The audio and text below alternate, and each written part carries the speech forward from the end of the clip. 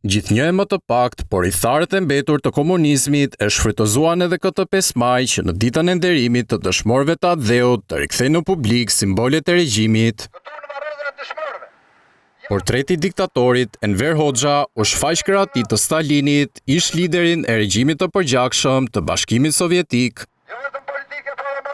Nuk munguan as të tjera figura që lidhen me sistemin që izoloi vendin, varfëroi, internoi, burgosi dhe vrau mijëra shqiptar. Vendi po ecën drejt antarësimit në Bashkimin Evropian dhe shqiptarët po i gëzojnë lirive dhe të drejtave, po për ta duket se koha ka ndaluar në epokën e shkuar të diktaturës. Heronjt dhe dëshmorët e atdheut u vlerësuan maksimalisht, vetëm në epokën e socializmit e të Enver Hoxhës. Kena pas gjitha gjanat në Shqipëri, nuk kishte nevojë me marrë gjë jashtë.